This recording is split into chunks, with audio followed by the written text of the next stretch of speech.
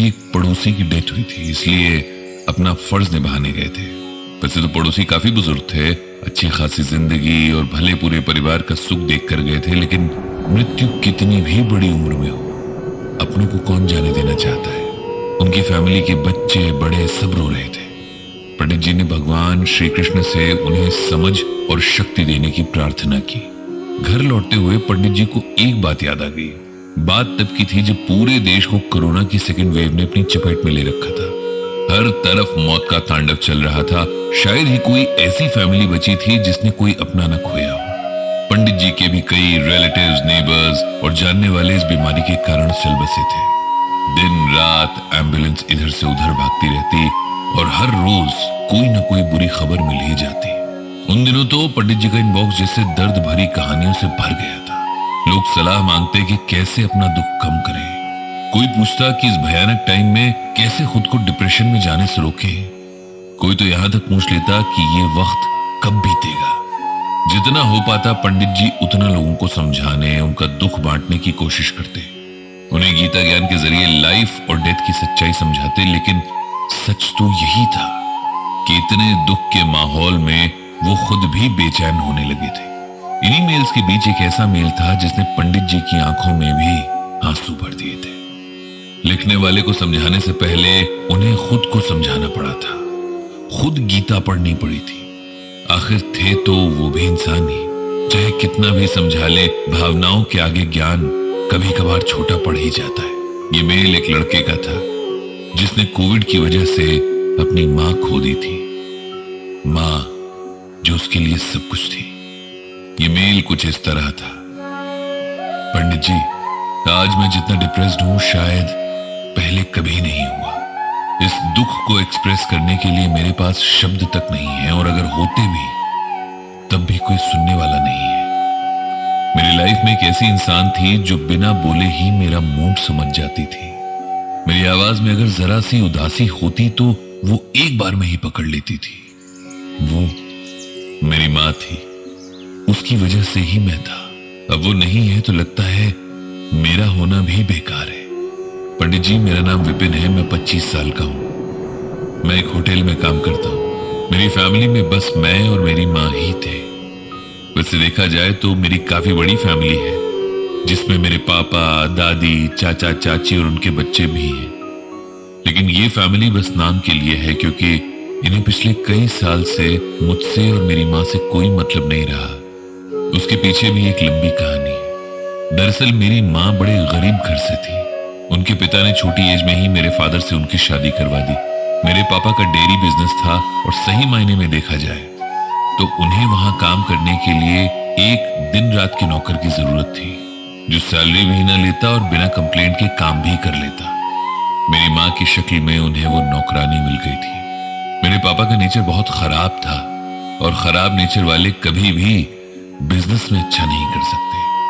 Business भी डूबने लगा था। शराब तो पहले से ही पीते थे, अब दिन रात शराब में ही डूबे रहते। नशे में मेरी मां को बहुत मारते। वो बेचारी दिन रात काम भी करती और मार भी खाती। सब कुछ चुप रहकर सहती, क्योंकि उसे मेरी फिक्र रहती।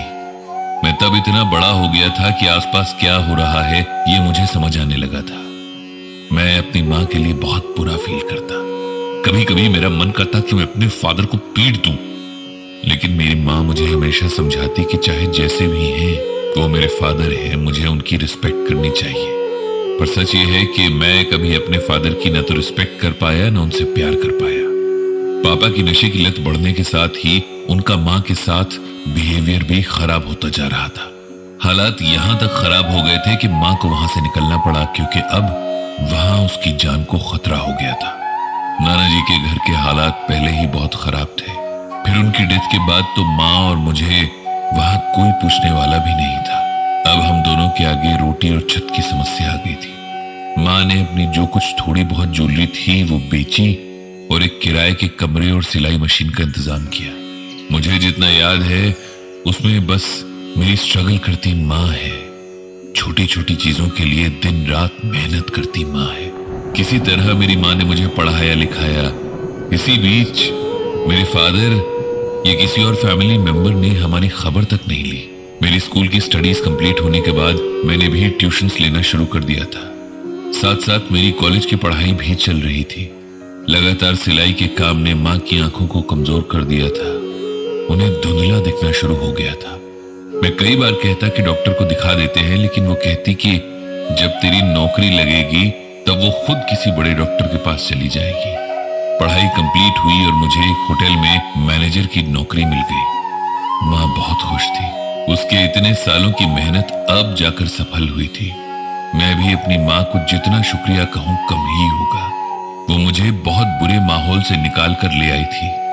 उसने अपनी हर खुशी, अपने हर सुख को किनारे रखकर हमेशा मेरे लिए सोचा और मुझे इस काबिल बना दिया कि मैं इस सोसाइटी में सर्वाइव कर सकूं। अब सब ठीक होने वाला था। मेरी माँ के आराम करने के दिन आए थे।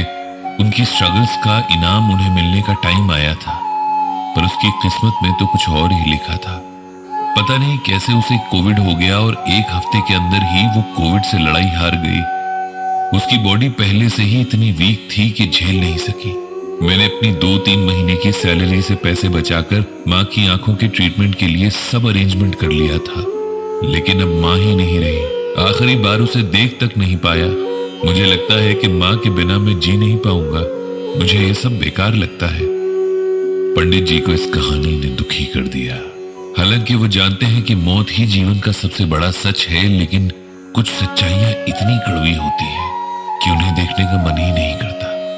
पंडित जी दिल से चाहते थे कि विपिन के मन को हिम्मत मिले, इसीलिए उन्होंने मेल में गीता का ये श्लोक लिखकर भेजा।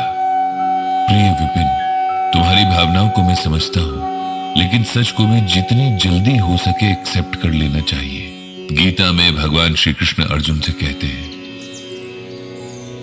न जायते म्रियते वा कदाचिन्नायं भूत्वा भविता वा न भूयः अजो नित्यः शाश्वतोऽयं पुराणो न हन्यते हन्यमाने शरीरे।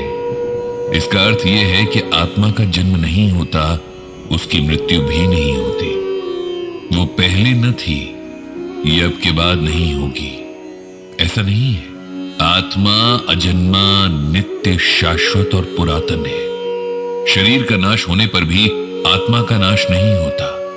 हे अर्जुन, आत्मा को शस्त्र काट नहीं सकते, अग्नि जला नहीं सकती, पानी भिगो नहीं सकता और हवा सुखा नहीं सकती। आत्मा सब जगह मौजूद है और कभी ना खत्म होने वाली है। तुम्हारी माँ के शरीर को चलाने वाली आत्मा अब अपने दूसरे सफर पर चली गई है। ऐसा हर आत्मा के साथ होना तय है, इसीलिए तुम उनका शोक मत करो। उस आत्मा को कष्ट उठाने थे सो उसने उठाए। अब हम परमात्मा से प्रार्थना कर सकते हैं कि उनके इस जन्म के अच्छे कर्मों का फल उन्हें अगले जन्म में दे और उन्हें कष्ट न हो। तुम्हें उस आत्मा को सम्मान देते हुए उसके लिए प्रार्थना करनी चाहिए।